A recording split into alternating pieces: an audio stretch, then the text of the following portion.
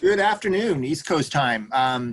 Thanks everyone for joining us today, being a little patient as we worked out the final technology here. I'm really looking forward to a great conversation today with businessman, nonprofit leader, and recent presidential candidate, Andrew Yang.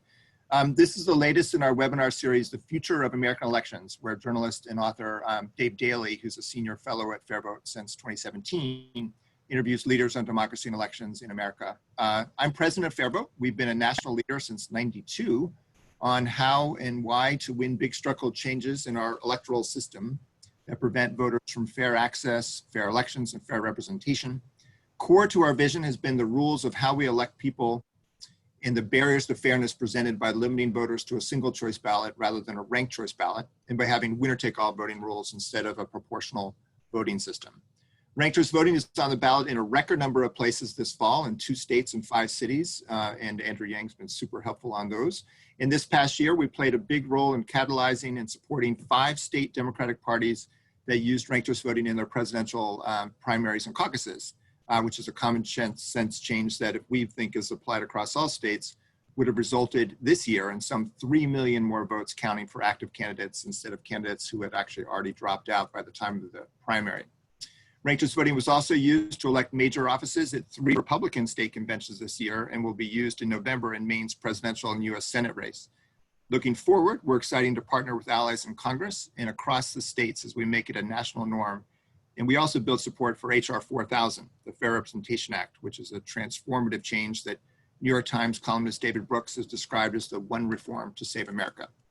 We'd love to find ways to connect with anyone who's on this call and wants to get involved into this exciting movement for change.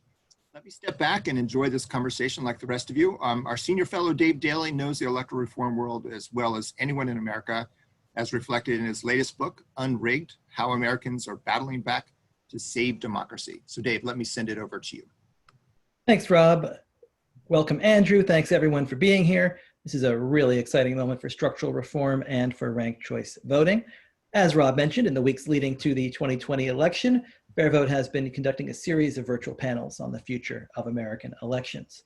There is not a more timely topic, and we've been talking with some of the most visionary thinkers in the electoral reform space about how we create the kind of democracy that lives up to our highest ideals and helps nurture and create the kind of politics and leadership we need in this especially challenging moment.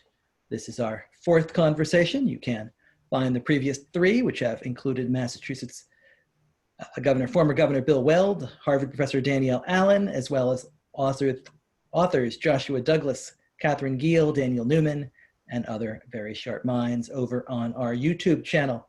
I also hope you'll join us here on October 27th for a new webinar called The Conservative Argument for RCV. You can sign up at fairvote.org and clicking on the Future of American Elections webinar series. We want all of you to be involved today, so I'll pose the first several questions, but then we'll open it up to every attendee. If you have questions you'd like to ask, please use the Q&A and the chat functions below. You can go ahead and use those now. You can leave your questions at any time. Our FairVote team will be monitoring those fields, and they'll notice your questions, send them along to me. We are truly honored and thrilled to be joined by one of the most inspiring figures in American politics today, in Andrew Yang, whose 2020 presidential campaign fired the imagination of millions. Yes, Yang's campaign resonated with so many people because he was talking about bold visionary solutions, not only to the problems in the headlines, because he was looking ahead and suggesting how we reorganize society for the challenges we all know are about to come. Systemic thinking about this moment, but also about the future. It is all too rare in our politics, but when we hear it clearly from a citizen, from an entrepreneur, on the debate stage, in a jacket but no tie, we listen. And that systemic approach is one that binds FairVote and the Yang Gang. Let me introduce him more formally. Andrew Yang is an entrepreneur, an author, a philanthropist, and a former 2020 presidential candidate. Initially dubbed a longer than long shot candidate by the New York Times, but he became a top tier contender for the presidency, raising nearly $40 million in grassroots funding, with a vision to rewrite the rules of the United States economy through a freedom dividend of $1,000 a month for every American adult. Andrew became one of the most exciting stories in the 2020 race. His His nationwide support propelled him to 7 Democratic primary debates, outlasting 6 senators, 4 governors, 3 members of Congress, 2 mayors, and 1 former cabinet secretary. Pretty good. A surprising, enduring political force, according to the Washington Post. Andrew has been called prophetical, that is a complicated word to say, by Politico, especially those two right back to back, and a phenomenon by the Associated Press, changing the national conversation to a point where now nearly 75% of Americans support a universal basic income. Andrew then founded Humanity Forward, an organization built to realize the vision and ideas of his presidential campaign.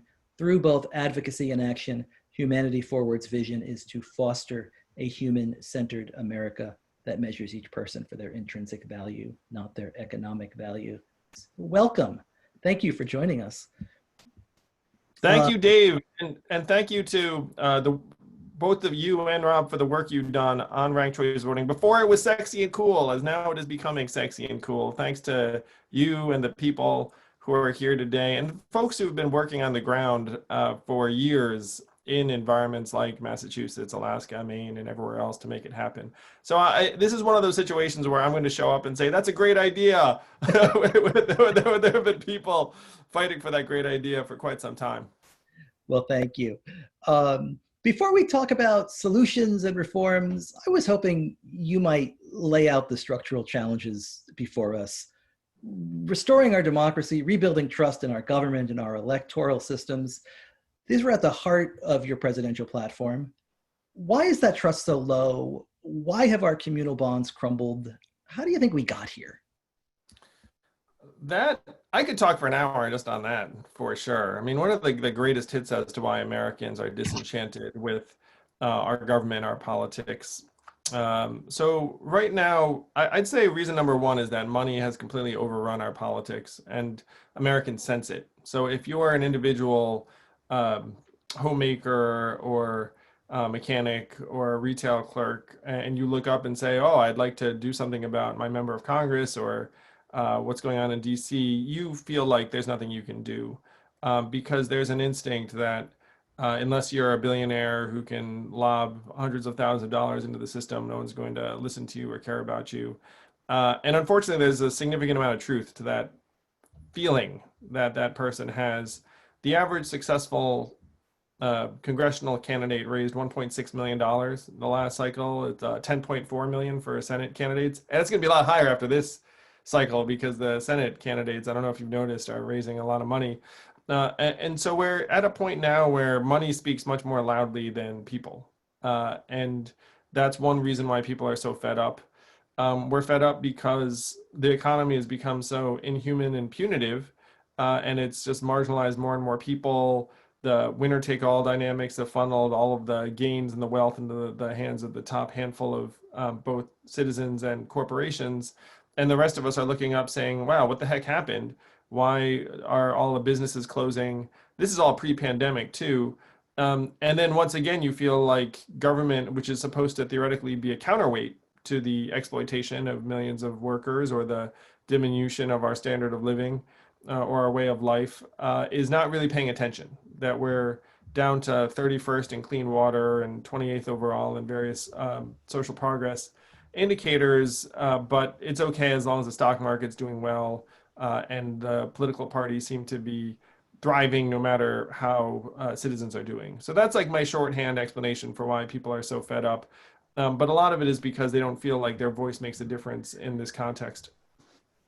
So why ranked choice voting? How does it fix the problems you've just diagnosed? How does it re-incentivize our politicians and help create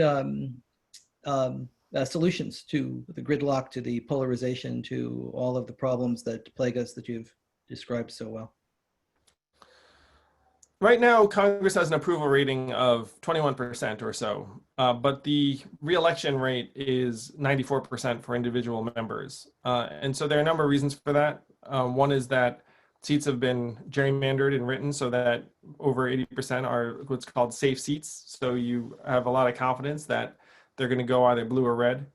And so if you're in one of those seats, you're more interested in staving off a primary challenge than you are in arriving at solutions that will benefit the broad majority of your constituents, because you're actually not really going to be accountable to the broad majority of your constituents, because by the time it gets to a general election, it's a foregone conclusion. So the incentives are not there for members of Congress to try and solve the problems writ large. They're more to cater to folks who are going to show up in their primary, which is typically less than 20% of the electorate, and generally the most ideologically extreme on one side or the other. So if you have ranked choice voting, all of a sudden your incentives change, where you think, okay, it's not enough just, and this assumes you have some kind of open primaries as well at a congressional level. So it's not just that you have to get your party's nomination, then you're done, but that you have some open primary in concert with ranked choice voting, where voters actually have a range of choices when it comes to the ballot box. And then it's not going to be enough for you just to cater to like the most extreme 20%. You're going to have to make a case to a broader number of your constituents. And you have to do so in a positive way, because if you just trash the other side, that actually makes you both look bad. And maybe there are 4 or 5 candidates. And so, you know, if you trash the person who's number 1 and you're number 2, then maybe you both look terrible and the number 3 or 4 wins. So ranked choice voting goes a very long way in adjusting the incentives of legislators so that they're lined up more with delivering value for the broader population. And it also reduces the ability just to demonize and villainize the other side and say it's all their fault, which also improves legislative incentives, because then you can't just be like, hey, it's their fault. It's like, well, actually, maybe I have to be responsible for something, because, because it's not just about me versus them. Maybe you have 4 or 5 choices and you don't have any pressure to feel like you can't, quote unquote, waste your vote. So there are a number of enormous improvements that are brought about through ranked choice voting. It's one reason why I'm so excited about it. You must have noticed the primary in Massachusetts in the 4th congressional district. You had a large field of candidates and you had a winner. That's actually the 2nd year in a row in which Massachusetts has had an election like this, a Democratic primary election that is won by a candidate in the low 20s. And so voters have 6, 7, 8, really interesting choices, but when you are only allowed to make one, you're always sort of looking around thinking about spoiler candidates, and you end up with a winner that, in this case, more than 70% of people preferred somebody else. Now, on the positive side, all of those candidates pretty much endorsed ranked choice voting. They recognized it, but it's a real situation. Problem meets solution. Well, this is one reason why I love ranked choice voting so much, and everyone who's here, thank you, because one of the myths about American voters and citizens is that they don't care about mechanics. They're not smart enough to care about process. But Americans sense that there's something broken about the way we actually elect our leaders and legislators, and that ranked choice voting will be a fix. We just need to get the word out to more people. But you can use that congressional or that race in Massachusetts. You can also use Trump's victory in the Republican nomination, where it's hard to remember, but Trump was not getting 60, 70% of Republican primary voters back then. It's a very crowded field. There were 7 or 8 folks. And if you'd had ranked choice voting, there's a real possibility that a majority of folks would have never congealed around Trump throughout the Republican nomination process, and he might not be our president today. Obviously, I think him being president is a very bad thing. So that would be one reason I'd make a case for ranked choice voting, is that it, like you said, Dave, it prevents someone with a very passionate minority from winning over someone who might appeal to a larger number of voters. I think we could also, in many ways, use the 2020 Democratic primary campaign as a case study here. You've got 24 candidates. Pundits often talked about lanes, right? And I think most observers had a few candidates they liked, a few maybe they didn't, a handful they could be fine with. How do you think our presidential politics would be different with RCV? You had a terrific piece in USA Today last week in which you wrote that many voters are disenfranchised by the hurdles of in-person caucuses. Millions are admonished against wasting their votes, and delegates are awarded to candidates in a way that does not accurately reflect voter preferences. And of course, many voters, almost 3 million of them, who voted for a candidate who withdrew before Election Day, including about 160,000 of your supporters, ended up losing their votes in many ways. It's hard to imagine today, but the 2024 race is going to be here before we know it. How should we change the presidential primary process as we move forward? I would love to see ranked choice voting in every nominating contest, because one of the major arguments you have to overcome in a lot of situations is the entire don't waste your vote. Like, you have to vote for someone who's going to win. And so then if Americans just said, look, just vote for whoever you like the best, and then you don't need to worry about it, which is what ranked choice voting enables. I will say selfishly too, I was apparently a very high number of people second choice. So I think I might have benefited from ranked choice voting too on a selfish level. Like, I was the compromise candidate for a lot of folks. But all selfishness aside, having lived through the process, it's clear to me that there's a lot of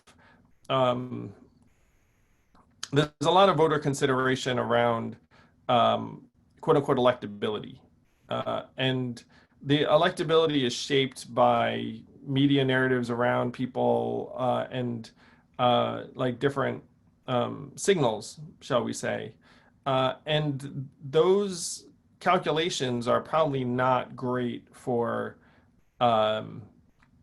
policy or politics, in my opinion, because I think they would serve as essentially like a constant brake, like that they would just slow everything down.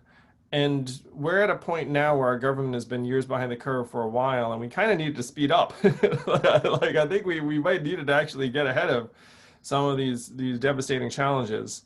So I'd be a huge fan of having ranked choice voting in the presidential nominating contests. You suggested to the Washington Post in an interview earlier this year that it might also broaden our policy conversation if we can find ways to expand our democracy, allow for greater dynamism. You said that it should not take someone like me running for president to get universal basic income on the table. How do you think we can open up this process to include more points of view and to get more important and visionary proposals a greater, wider audience? I'm glad you referenced that quote, Dave, because if you think about my candidacy and the rest of it, it was not like a common occurrence. And I think we're at a point where we need new ideas and new voices and new approaches and policies and solutions. And our political machinery is not very well designed to provide them. If you had ranked choice voting in more contests, then you'd simply have a more dynamic system, and there'd be more people proposing ideas and solutions that if enough people decided to get behind them, then you'd see real momentum and traction. One thing that I'm going to throw out as an example that I happen to be for is term limits. And one of the things that I found when I was traveling around the country is that it turns out the vast majority of Americans are for term limits for members of Congress, like something like 76%. And then you look up and say, okay, like, how can so many Americans be for something and like it never really seems to hit the agenda in a genuine way? And you can think about different reasons why, but ranked choice voting, I believe, would make different ideas surface much more often. Are there other electoral reforms that are on your mind in addition to ranked choice voting, or that ranked choice voting might be a part of? I think we need to attack it system-wide. Like, ranked choice voting is tremendous, but ranked choice voting would be most effective if you had open primaries, the party primary system. There's a quote from Boss Tweed that Lawrence Lessig, you probably know it. It's like you can do the electing as long as I get to do the nominating. That's something that Americans, feel in their bones, like experience-wise. So open primaries, ranked choice voting, campaign finance reform in a very, very big way. I think HR 1 is a tremendous step in the right direction. I had a plan around $100 democracy dollars per voter, which I think would be better. So I would love to see that as the version of campaign finance reform that ends up getting the most energy. But I'm for the other things too. Like I love matching. I love some of the other measures that are out there. Anti-gerrymandering. You want to try and have fair districts. I think that Citizens United was wrong and that we should be curbing the level of dark money and corporate money. So I would want to do all of these things. But ranked choice voting is possibly like either one of or the most important among these. It's up there. It's up there. But we would do them all. There are some people, I think, in the text who have different impressions of term limits.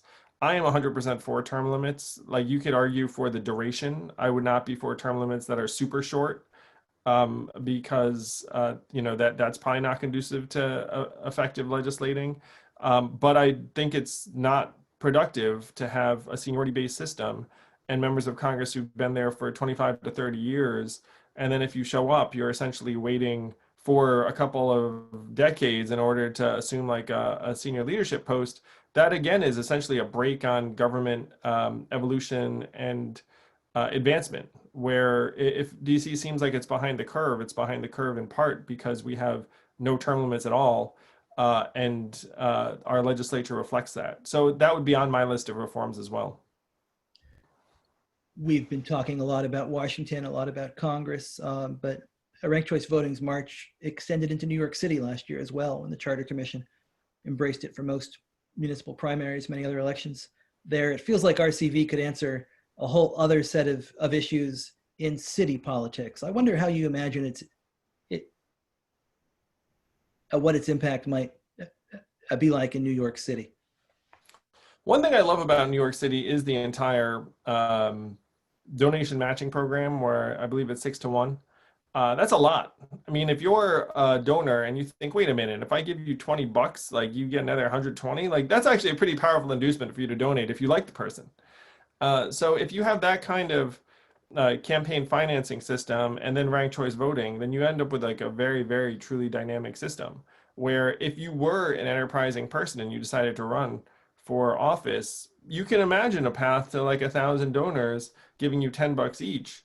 And then if you get a 6-1 match, then all of a sudden you're in the six figures, and all of a sudden you're like, you know what, at that point I might actually be able to get my message out. And then you have a system where you don't necessarily need to be one of like the only one or two people standing. Like, you can say, look, I'll make my case, and if there are a bunch of us that you have a legitimate chance in a ranked choice voting system, it'd be very, very powerful for a true democracy. And I'd love to see more cities adopt it. I think that the local races in some ways are the most powerful laboratories for it.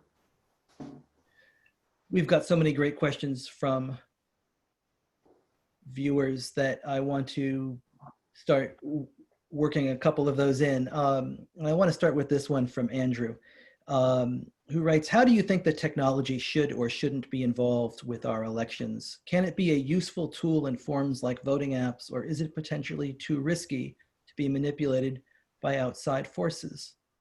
And here we are in a year in which we're talking a lot about vote by mail, and we're using, and the Postal Service is wobbly and not properly funded. And there have been all kinds of political controversies there, and we're relying on a form of voting that I think a lot of young people probably who are used to paying bills online and not writing checks and dropping them in the post box. Are we ready for more vote by mail, or I'm sorry, voting online, or what do we have to do to get ready for it? I believe we need to be trying to modernize our voting infrastructure in every way we can. And I'd even suggest it's one reason why people have low confidence in government, is that it seems like government is doing things in a way that that's stuck in the past. And you look up and you say, wait a minute, why can I handle so much of my life online, except that this thing ends up becoming like an interaction with the 1990s. The 1890s, yeah. So that's not great. Now I'm realistic about the fact that right now, could you run into massive problems if you just said, hey guys, we're all voting digitally? Like, yeah, you could. But I do also think that right now there are political advantages that do not accrue to the population around the fact that fewer of us vote than should be the case. So we should be trying to increase the vote in many, many ways, and making it easier to do so technologically should be part of that. Uh, there'd be a period when, in my view, you might have to have very, very significant um, safeguards or fallbacks or even some kind of redundancy, like some of like the initial rollouts. But to me, that's still the direction you have to go. It's like you have to get to a point where people do feel like they can vote securely on their phone or online. This is an interesting convo because Lawrence Lessig has said something that I find persuasive, is that you want to speed things up and make it easier to vote, but you also want to slow things down. And his argument, which I agree with, is that if I just spring a question on an average voter and say, "Hey, what do you think about foreign policy?" or "What do you think about this?" then it's like, "Oh, I think this," and like sometimes you're just expressing an opinion because it's asked of you, and the rest of it. And so he suggests that we slow things down by having a representative group of Americans actually deliberate on something and then get asked their point of view. He calls it deliberative polling. I think we should have that too. So I'm for advancing our voting technology so that it's more user friendly and seamless, but I'm also for trying to slow things down and have like genuine deliberations and informed policy conversations, and not expect citizens to become expert in everything under the sun. Here's a great question from Joseph. Lives in Massachusetts. He says Republicans have been vocal against ranked choice voting, despite the fact that many younger conservatives and most libertarians, including the party itself, are for ranked choice voting. And he'd like to ask how we can avoid RCV becoming a partisan issue. I did not know. I like, as far as I could tell, it was bipartisan. Like, who the heck's not for this? This is news to me. So I saw something online, and this is not representative of anything, but I'm going to use it anyway. I saw Ben Shapiro, who's a well-known conservative commentator, who said he's for ranked choice voting. So I certainly think that there's a diverse set of figures who are for ranked choice voting. I mean, I don't know how people consider William Weld, but clearly, he and I teamed up on that op-ed for USA Today. So I think that keeping it bipartisan is very important. I think there are going to be many, many conservatives and Republicans and libertarians who are for it. And we should do everything we can to keep it that way and amplify those voices. I'm combining a couple of questions here, but there are questions about how we might get more candidates to advocate for RCV on the campaign trail, but also how we might effectively convince politicians who've been elected under the current system that we need to make change, and that change, when they have to vote to enact these changes, and it makes them anxious about losing their seat. How do we talk politicians into reforming a system that has benefited them? This is a very important question. I think this is something that at least certain principled legislators will be for. I'm going to gently suggest that this might also be related to the term limits conversation. that if at some point you were like, you know what, I'm going to be gone, well, I might as well set this thing up so that it starts working after I'm gone, as opposed to having an infinite highway. So we should again do everything we can to amplify the voices of the principled legislators who do come out for it. Certainly, one of the things that we're going to have to work very hard for is if we implement ranked choice voting in certain environments and then someone wins by that, then they'll naturally end up being like, "Hey, it was great. Cool idea." Yeah, so that's something that is going to be a lot of work, but that's where we should invest. Certainly, having people like me and Governor Weld, I think, is helpful. And I think there's a ton of appetite around this. And it's one reason why an event like today is so important, and the work that FairVote does and the work that you all are doing. It's that we have to make it clear to folks that this is the principled improvement that we've been waiting for to our democracy. and that standing against it is unprincipled. And unfortunately for current legislators, it may be just overtly self-serving. We have a question from Greg about how many states do not have citizen-initiated ballot measures and have heavily gerrymandered voting districts that have led to disenfranchisement and preservation of the status quo. He's wondering about alternative avenues citizens might have for achieving fair elections in a state that's both been gerrymandered and also where citizen ballot initiatives are off the table. No, I mean, this is a state by state issue. I think FairVote would probably have some great guidance for you on how to best tackle it.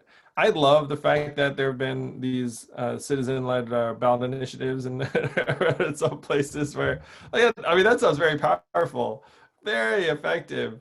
If your state doesn't allow for that, then we'd have to examine and see what the other routes are. But the folks at FairVote, I'm sure, are on top of the most efficient ways for citizens to activate energy in their state. It's tough. It's tough, though, if they've taken that off the table. It is.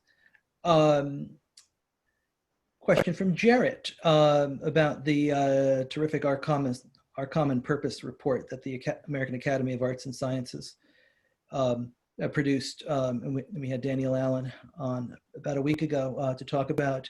One of the recommendations is mandatory voting. And he wonders where you stand on that. I don't hate it. I mean, I think the gap between here and mandatory voting is very, very wide, and that there are all of these things we could do that would help bridge that gap. But if you had mandatory voting, it would transform our politics very quickly. And I believe that many of those changes would be good because that there are a lot of folks that right now are disengaged from the political system, and we're getting increasingly unrepresentative outcomes as a result. So I'd be open to, I think there have been other countries that have done mandatory voting. For me right now, I'm on the automatically register voters, make it easier, make election day a holiday, give everyone the day off and time off. Things that to me would make it easier for millions of Americans to participate. But I'd be open to it. Question from a college student in a diehard Yang Gang in Cleveland, Ohio. How can Generation Z bridge the divide between the polarized right and left and focus on bipartisan solutions? And how can we best organize the youth vote? Well, thank you for the support. I appreciate the heck out of you. The Yang Gang has been successful in drawing in people from different political alignments, in part because we're focused on solutions like this one. So I think that this event is in many ways the answer, where if you want to try and unify people, you can go to someone who's like on any side of the aisle and say, you know what, you might like ranked choice voting. And then people will be like, yeah, universal basic income was to some extent similar. That if we can focus people on productive solutions that they can agree on, then you can really attract people that might not have otherwise gotten together. And for Gen Z, this is so important because we have left you such a wreck. And it's in part because young people have not been as politically powerful as they should be, in my view. And our policy reflects that. And that's been happening progressively for generations. I just saw this stat about how millennials have a very small fraction of the nation's wealth relative to what the boomers had at the same age and stage. And that I suspect it's going to be even worse for Gen Z. So I'd love to help do something about that. It starts with young people like you being engaged, though. So thank you. And thank you for the support. You have another supporter who wonders if you could have any cabinet seat, or let's expand that to any position perhaps in government or public service from which to make America more democratic and egalitarian. Is there something you would like to run? Where is change most possible and urgent on a bureaucratic level? It's a great question. The mechanics of government are interesting in the executive branch. A lot of the action I was fighting for, and a lot of the stuff we're talking about, frankly, right now, it's going to happen legislatively in Congress. So let's say you're taking that off the table, which it sounds like this question is, and then you're looking at various executive branch opportunities. I think that I'm attracted to things where you have like a fairly broad footprint or mandate in terms of the amount of good you could do. So I would suggest that that commerce and treasury could be very, very impactful, highly, highly impactful. One thing I'm also interested in is helping to speed us up on technology related issues because just like ranked choice voting is to me like this umbrella mechanism where if you improve it, then it improves a lot of other things.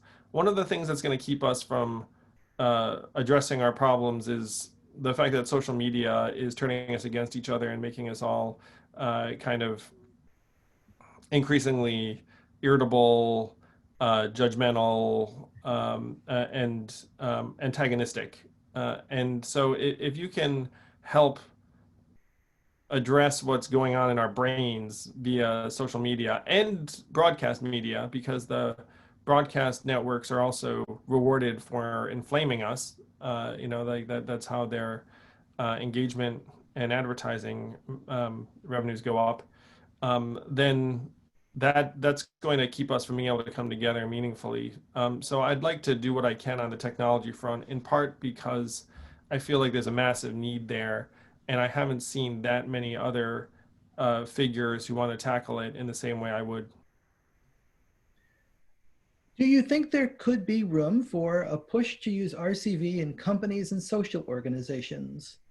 Anne writes that her university marching band used it to elect their drum major back in the early 2000s, and that convinced hundreds of students every year it's a reasonable a method of voting. That's a pretty good way to kind of normalize RCV, which it feels like would go a long way towards speeding adoption and perhaps showing politicians that this is something people like, understand, and desire. I love it. For everyone who's in position where you can make your club or organization or company use ranked choice voting, just start using it. Use it for what you're going to order for lunch. Be like, what kind of food are we getting? Like, have people rank it. Use it for your club leaders. Use it for everyone. And then that's going to normalize it. It looks like, according to Adam, the Oscars started using it. Look at that. The Oscars are ahead of the government, which is not that shocking, sort of. Yeah. Robin writes from Switzerland, where they have multi-seat districts and proportional representation, that over 10 parties are represented in parliament. They all have to work together to develop policy that gets a majority of votes. Do you see such a system being possible in the United States? I know you've been a big backer of various proportional representation methods, especially in the Electoral College. I think there's a lot of frustration with the Electoral College, and I think that like our Constitution is drawn up a certain way where we refer to it. I do it all the time. I refer to us as a democracy, which I think is very, very fair and correct. But then sometimes people are like, no, we're not a democracy. We're a representative democracy, or we're a democratic republic, or like the different technical terms. And those rules are fairly deep. like it's hard to get together a supermajority that can change some of the biggest rules. It is one reason why I love ranked choice voting. Again, to bring it back to it, is that like I think you'd see much more evolution in our thinking around some of the representativeness rules that we have if you had different legislators who've been elected in different ways. So that's my cop-out answer to that one. Joshua writes that he's from a small rural county, and his mother, who often volunteers as a poll worker, has expressed doubt about RCV because of the long hours into the night that are already spent recording individual votes per race, that recording multiple preferences per race may increase the time required. We also see complaints that perhaps it might increase the number, the amount of time it takes voters and make long lines longer. Which seems like more polling places would be, or expanding voting at home would take care of that. But I mean, I wonder, is that something you've thought about? And is that an objection to RCV you have heard? And if so, how you might answer it? I think that's a kind of legitimate concern that if someone raises, you should take very, very seriously. It's like the mechanics of changing the process. To me, it's a great argument for modernizing our ability to vote in a particular way, or investing in resources where, like what you said is like, just get more polling places, which is obviously like easier said than done. There are many instances when ranked choice voting would actually save a ton of resources because it prevents a runoff from happening. So if you look at those situations, you're like, what would you rather do? Like 2 elections? Let's all come back to the polls for 4 weeks. Let's catch COVID a second time. Yeah. Let's all come back and do it again. So, so there are clearly instances where ranked choice voting is going to save a ton of resources. Do I think that there are times when you might want to, or make it more voter friendly if you're going to make this kind of change? Yeah, I think that's 100% legitimate. I also will say that we can improve the form of our ballots, where right now, even without ranked choice voting, how many of you have gone in there and been like, what the heck do I do? Like, this is like this giant thing, and you're like, what? And then like you're just tempted just to like fill it all in down like a row because I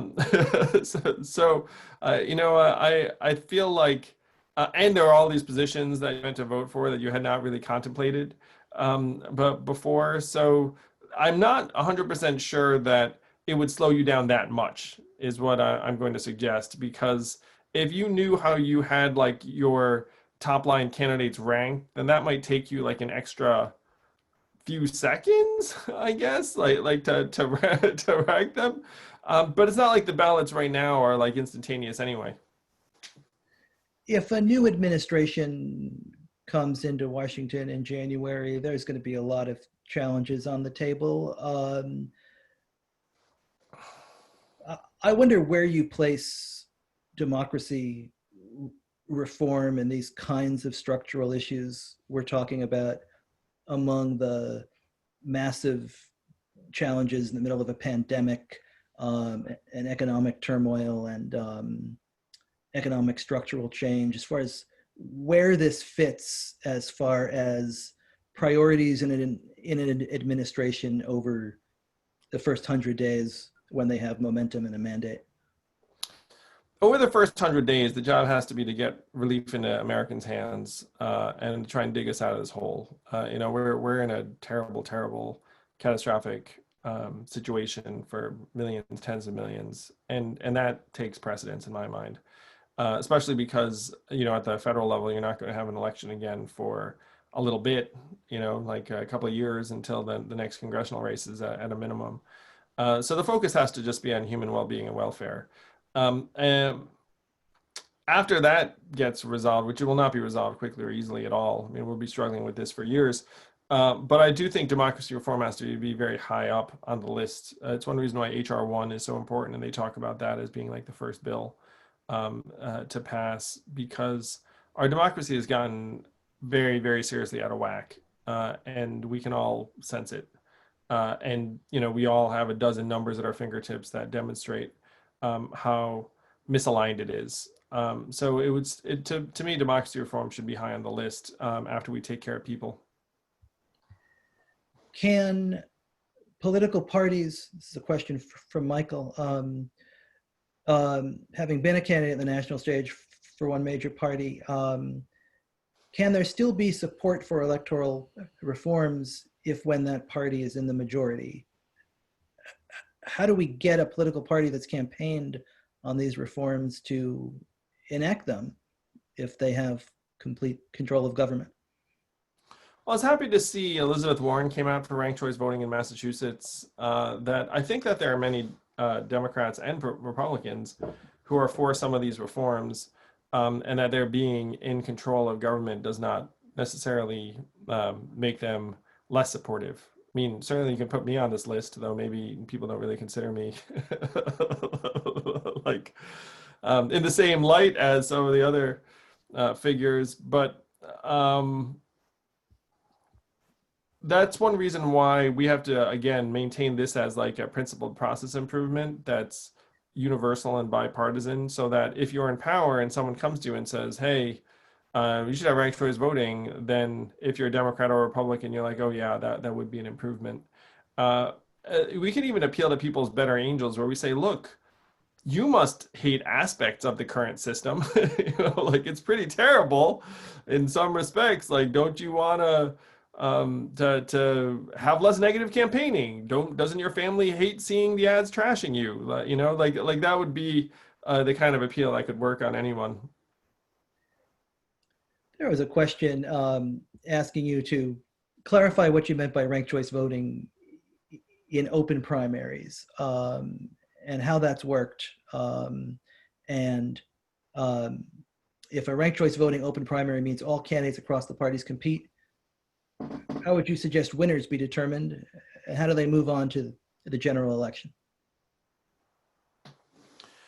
So the plan I saw that I quite liked was that you have open primaries and then you move the final 5 to the general. So you have an open primary and then everyone has at it.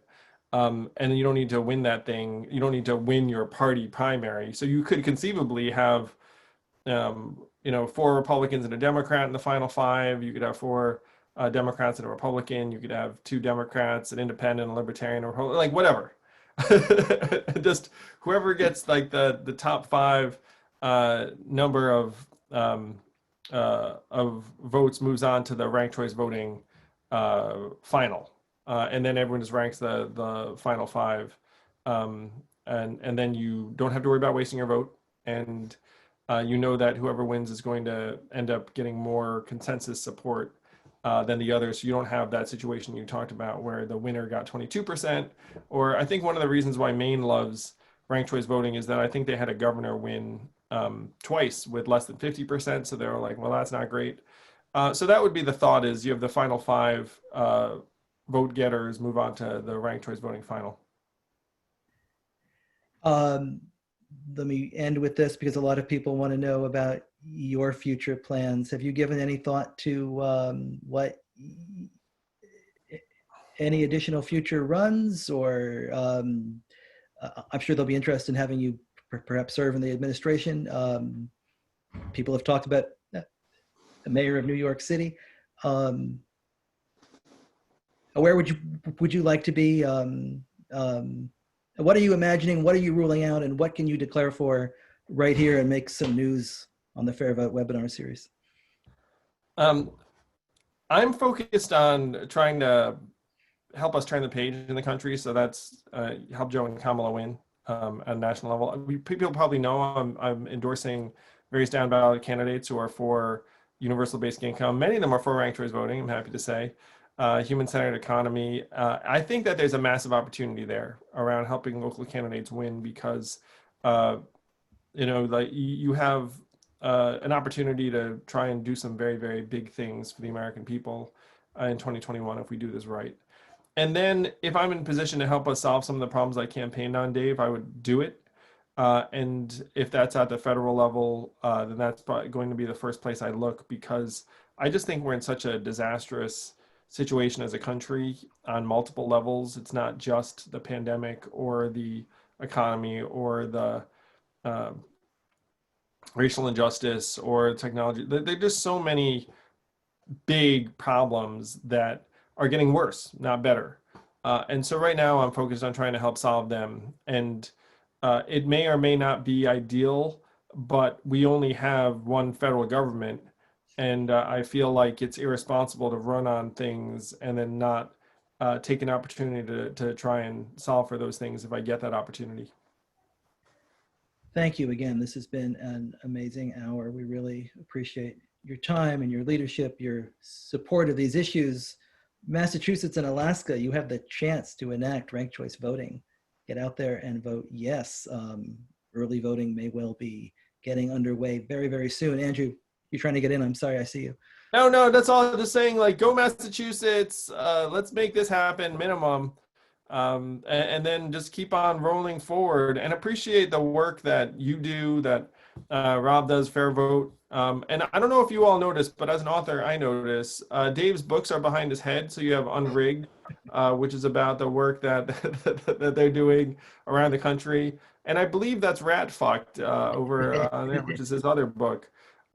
So really, to me, like we need to help the people wake up to the notion that we can do better for our democracy than our current voting system. And if people understood what ranked choice voting would mean, sweep the country. So that's why I'm happy to be here today to help energize folks to what is possible for our democracy.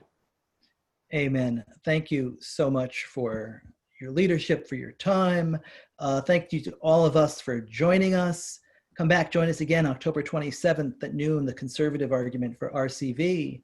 You can find out more about all of the things we're doing on our FairVote social media feeds, on Twitter, on Facebook. I want to thank Emily, the entire Facebook FairVote team for putting this together. We will see you in a couple of weeks. Thank you, Andrew. Yes, in Massachusetts. Yes, in Alaska. Thank you, everybody. Bye-bye.